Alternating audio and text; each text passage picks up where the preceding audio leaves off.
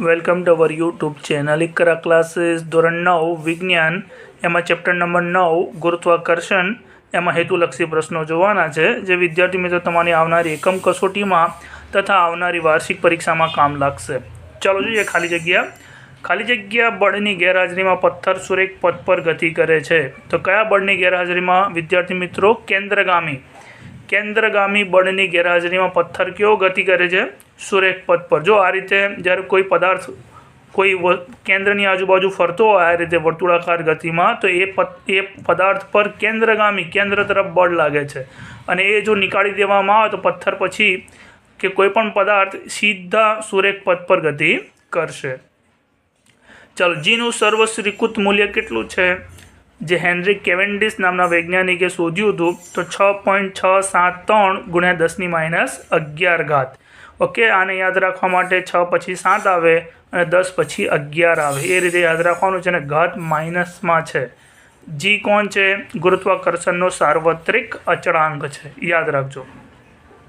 ચાલો, બે પદાર્થો વચ્ચેનું અંતર અડધું કરવામાં આવે તો તેમની વચ્ચે લાગતું ગુરુત્વાકર્ષણ બળ ખાલી જગ્યા ઘણું વધી જાય। કેટલા ગણું વધી જાય? 4 ગણું। કઈ રીતે?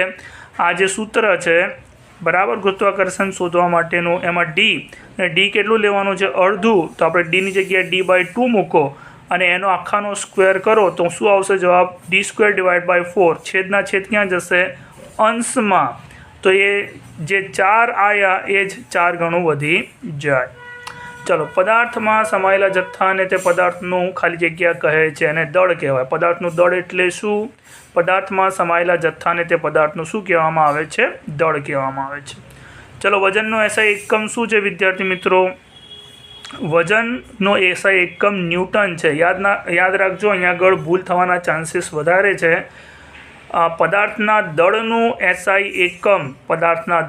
એસઆઈ એકમ કિલોગ્રામ છે જ્યારે પદાર્થના વજનનો એસઆઈ એકમ શું છે? ન્યૂટન છે, કારણ કે ગુરુત્વાકર્ષણ બળના કારણે વજન હોય છે એટલા માટે। ખાલી જગ્યા દૂધના નમૂનાની શુદ્ધતા માપવા માટે વપરાય છે। દૂધ શુદ્ધ છે કે નહીં, એમાં કેટલું પાણી ઉમેર્યું છે તો એની શુદ્ધતા ચેક કરવા માટે જે યંત્ર વપરાય છે, જે મીટર વપરાય છે એને શું કહેવામાં આવે છે? લેક્ટોમીટર। ઓકે, ખાલી જગ્યા જે દ્રવ્યની ઘનતા માપવા માટે વપરાય છે, કોઈ પણ દ્રવ્યની ઘનતા શોધવી હોય તો એના માટે શું વપરાય છે? હાઇડ્રોમીટર। ઓકે વિદ્યાર્થી મિત્રો, તો યાદ રાખજો આ પ્રશ્નો ખાલી જગ્યા નહીં તો શોર્ટ ક્વેશ્ચનમાં પણ આવી શકે છે। ઓકે, ચાલો ખરા ખોટા જોઈએ। ચલો, ગુરુત્વાકર્ષણના સાર્વત્રિક નિયમ અનુસાર બે પદાર્થો વચ્ચે લાગતું બળ તેમના દળના ગુણાકારના સમપ્રમાણમાં હોય છે। સાચું કે ખોટું? તો સાચું વિદ્યાર્થી મિત્રો। કઈ રીતે? જો F = G × M × small m છે, એનો મતલબ શું થયો કે M અને M એના ડાયરેક્ટ સમપ્રમાણમાં છે। ઓકે, લાગતું બળ એ બંને દળના ગુણાકારના સમપ્રમાણમાં છે। તો આ સેન્ટેન્સ જે આપ્યું છે એ સાચું આપ્યું છે। ચલો જોઈએ આગળનો પ્રશ્ન। જીને ગુરુત્વાકર્ષણનો સાર્વત્રિક અચળાંક કહે છે। સાચું કે ખોટું? સાચું। જીને શું કહેવાય? ગુરુત્વાકર્ષણનો સાર્વત્રિક અચળાંક। તો આ રીતે આવશે સાચું। જીનો એસઆઈ એકમ ન્યૂટન × કિલોગ્રામનો સ્ક્વેર × મીટર -2 છે। ખોટું કે સાચું? તો વિદ્યાર્થી ખોટું। એનો સાચો શું છે? ન્યૂટન × મીટર સ્ક્વેર × કિલોગ્રામની -2। ઓકે વિદ્યાર્થી મિત્રો, આ રીતે આવશે ન્યૂટન × મીટર સ્ક્વેર × કિલોગ્રામની -2। આ સાચું છે। ઓકે, હા નથી, યાદ રાખજો। ચાલો, ગુરુત્વીય પ્રવેગને જી વડે દર્શાવાય છે। યાદ રાખજો વિદ્યાર્થી મિત્રો, અહીંયા ન્યૂટન × કિલોગ્રામનો સ્ક્વેર × મીટરની -2। ખાલી આટલો ફરક છે કે કિલોગ્રામની -2 આવશે અને મીટરની +2 આવશે। એ જીનો એસઆઈ એકમ છે। ઓકે, ચાલો, ગુરુત્વીય પ્રવેગને જી વડે દર્શાવાય છે। સાચું ખોટું? સાચું। ગુરુત્વીય પ્રવેગને જી વડે દર્શાવાય છે। ચાલો, ન્યૂટને સંવેદનશીલ તુલાની મદદથી જીનું મૂલ્ય શોધ્યું હતું। સાચું ખોટું? વિદ્યાર્થી મિત્રો ખોટું। શા માટે ખોટું છે? કારણ કે ન્યૂટને નહોતું શોધ્યું। કોને શોધ્યું હતું? હેનરી કેવેન્ડિશે। તો વૈજ્ઞાનિકનું નામ ખોટું લખેલું છે એટલા માટે આ સેન્ટેન્સ ખોટું છે। વજન એ અદિશ રાશિ છે। સાચું કે ખોટું? વિદ્યાર્થી મિત્રો ખોટું। કારણ શું? કારણ કે વજનને દિશા પણ હોય છે, જે પૃથ્વી તરફ નીચેની દિશામાં એ બળ લાગે છે, એટલા માટે વજન એ સદિશ રાશિ છે, અદિશ રાશિ નથી. ઓકે વિદ્યાર્થી મિત્રો, ચલો પદાર્થનું દળ દરેક જગ્યાએ અચળ રહે છે, સાચું. પદાર્થનું દળ દરેક જગ્યાએ શું રહે છે વિદ્યાર્થી મિત્રો? અચળ રહે છે, તો આ સાચું છે. ઓકે, પદાર્થનું વજન ભૌતિક તુલા કે ત્રાજવા વડે મપાય છે, ખોટું. બરાબર છે, કારણ કે એના માટે સ્પ્રિંગ કાંટો વપરાય છે વિદ્યાર્થી મિત્રો. ઓકે, યાદ રાખજો, સ્પ્રિંગ કાંટું. ઓકે, પદાર્થનું વજન ભૌતિક તુલા કે ત્રાજવા વડે મપાય છે ના, એ સ્પ્રિંગ કાંટા વડે મપાય છે. સ્પ્રિંગ કાંટાથી માપીએ છીએ આપણે એને. ચલો, પદાર્થનું ચંદ્ર પર વજન પૃથ્વીના વજન કરતાં 10મા ભાગનું છે, સાચું? ખોટું. ખોટું. શા માટે? કારણ કે પૃથ્વી પર જે પદાર્થનું વજન છે એ પદાર્થનું વજન ચંદ્રમાં 6ઠ્ઠા ભાગનું છે, 10મા ભાગનું નથી, 6ઠ્ઠા ભાગનું છે. લેક્ટોમીટર જે દૂધના નમૂનાની શુદ્ધતા માપવા માટે વપરાય છે, સાચું? ખોટું. સાચું. બરાબર, લેક્ટોમીટર એ દૂધના નમૂનાની શુદ્ધતા માપવા માટે વપરાય છે, કે દૂધમાં કેટલું પાણી ઉમેર્યું છે કે નહીં, કે દૂધ પ્યોર છે.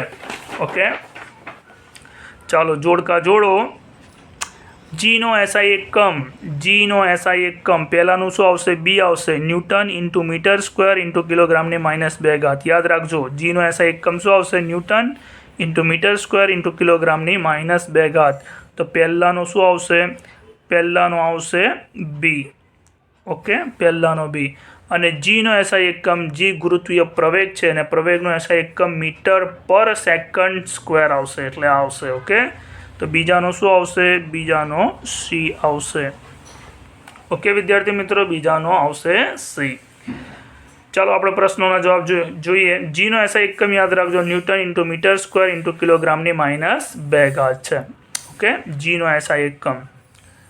અને આ સ્મોલ જીનો એસઆઈ એકમ જેને ગુરુત્વીય પ્રવેગ કહેવાય, તો પ્રવેગનો એસઆઈ એકમ જ આવશે મીટર પર સેકન્ડ સ્ક્વેર. ચાલો આપણે પ્રશ્નોના જવાબ જોઈએ. ગુરુત્વાકર્ષણ બળ એટલે શું? તો ભાઈ વિશ્વના બધા જ પદાર્થો એકબીજાને આકર્ષે છે, એટ્રેક્ટ કરે છે, એકબીજાને ખેંચે છે. તો પદાર્થો વચ્ચેના આ આકર્ષણ બળને શું કહેવામાં આવે છે? ગુરુત્વાકર્ષણ બળ કહેવામાં આવે છે. ઓકે, ચાલો જો, ગુરુત્વાકર્ષણના સાર્વત્રિક અચળાંક જીનો એકમ શું છે ભાઈ? Newton into metre square into કિલોગ્રામની -2 ઘાત. યાદ રાખજો વિદ્યાર્થી મિત્રો. ઓકે, આ રીતે પણ તમે કરી શકો. એફ બરાબર capital G into capital M into small m divide by D square. તો જી બરાબર શું આવશે? જી બરાબર આવશે F into D square divide by capital M into small m. જો એફ શામાં મપાય છે? ન્યૂટનમાં. ડી સ્ક્વેર એટલે અંતર છે, અંતરનો સ્ક્વેર શામાં મપાય છે? મીટરમાં. તો અહીંયા ડી સ્ક્વેર છે, તો અહીંયા મીટરનો સ્ક્વેર આવશે. અને છેદમાં શું છે? દળ છે, કેપિટલ એમ ઇન્ટુ સ્મોલ એમ. એ બંને શામાં મપાય છે? કિલોગ્રામમાં, એટલે છેદમાં આવશે કિલોગ્રામનો સ્ક્વેર, જેને આપણે માઇનસ વડે દર્શાવ્યું છે. ચલો, કયા વૈજ્ઞાનિકે સંવેદનશીલ તુલાની મદદથી જીનું મૂલ્ય શોધ્યું હતું? નામ યાદ રાખજો, હેનરી કેવેન્ડિશે. હેનરી કેવેન્ડિશે. ગુરુત્વાકર્ષણના સાર્વત્રિક અચળાંક જીનું મૂલ્ય શું છે ભાઈ? તો 6.673 ઇન્ટુ 10⁻11. ઓકે, જી અને જી વચ્ચે, સ્મોલ જી અને કેપિટલ જી વચ્ચે સંબંધ દર્શાવતું સૂત્ર કયું છે? તો સ્મોલ જી બરાબર capital G into M divide by D square. બરાબર છે, આ બી ઇઝી સૂત્ર છે. કયા પરથી આવ્યું હતું? એ એમ ઇન્ટુ જી ઇન્ટુ આ સૂત્ર પરથી એને બનાવ્યું હતું, અને આ વસ્તુ ઉડી જાય છે, એટલે બાકી શું રહે? સ્મોલ જી બરાબર capital G into capital M divide by D square. ચલો, પૃથ્વી પર અથવા પૃથ્વીની સપાટી ગુરુત્વીય પ્રયોગનું મૂલ્ય કેટલું છે? 9.8 છે. બરાબર છે. ચાલો, પદાર્થનું વજન કોને કહેવાય? પદાર્થ પર લાગતા પૃથ્વીના ગુરુત્વાકર્ષણ બળને પદાર્થનું શું કહેવામાં આવે છે? વજન.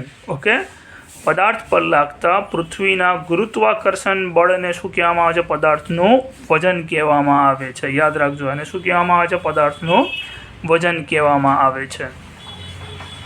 ઓકે, ચાલો આગળ જઈએ. જો એક પદાર્થનું ચંદ્ર પર વજન 12 ન્યૂટન હોય, તો એ પદાર્થનું પૃથ્વી પર વજન કેટલું થાય? તો ચંદ્ર પર 6ઠ્ઠા ભાગનું છે, અને પૃથ્વી પર ચંદ્ર કરતાં કેટલું વધારે છે? 6 ગણું વધારે છે. તો પૃથ્વી પર વજન બરાબર 6 ગુણ્યા પદાર્થનું ચંદ્ર પરનું વજન. તો પદાર્થનું ચંદ્ર પર વજન 12 હોય, તો પૃથ્વી પર 6 ગણું વધારે છે, તો 12 × 6 = 72. ઓકે, આ રીતે આવશે. ચાલો, ધક્કો એટલે શું ભાઈ? તો કોઈ વસ્તુને સપાટીને લંબરૂપે રાખતા બળને શું કહેવામાં આવે છે? ધક્કો કહેવામાં આવે છે. આ રીતે લાગતું હોય કમ્પ્લેટ 90 ડિગ્રી પર જો બળ લાગતું હોય તેને શું કહેવામાં આવે છે? ધક્કો. ચલો, વ્યાખ્યા આપો. દબાણ કોને કહેવાય? એકમ ક્ષેત્રફળ પર લાગતા ધક્કાને શું કહેવામાં આવે છે? દબાણ. એકમ ક્ષેત્રફળ પર લાગતા ધક્કાને શું કહેવામાં આવે છે? દબાણ કહેવામાં આવે છે. ચલો, દબાણનો એસઆઈ એકમ શું છે ભાઈ? દબાણનો એસઆઈ એકમ પાસ્કલ છે અથવા ન્યૂટન પર મીટર સ્ક્વેર છે અથવા ન્યૂટન ઇન્ટુ મીટરની -2 ઘાત છે. ચલો, ઉત્પ્લાવક બળ એટલે શું? પ્રવાહીમાં મૂકેલા કે ડૂબેલા પદાર્થ પર પ્રવાહી દ્વારા ઉધ્વ દિશામાં ઉપરની તરફ, ઉધ્વ દિશા એટલે ઉપરની તરફ લાગતા પરિણામી બળને શું કહેવામાં આવે છે? ઉત્પ્લાવક બળ કહેવામાં આવે છે. એને શું કહેવામાં આવે છે? ઉત્પ્લાવક બળ. લેક્ટોમીટર શું માપવા માટે વપરાય છે? દૂધના નમૂનાની શુદ્ધતા માપવા માટે. અને હાઇડ્રોમીટર શા માટે વપરાય છે? દ્રવ્યની ઘનતા માટે. ઓકે વિદ્યાર્થી મિત્રો, તો આ વિડીયોમાં આટલું જ રાખીએ. બીજા વિડીયોમાં મળીશું બીજા પ્રશ્નો સાથે. ઓકે.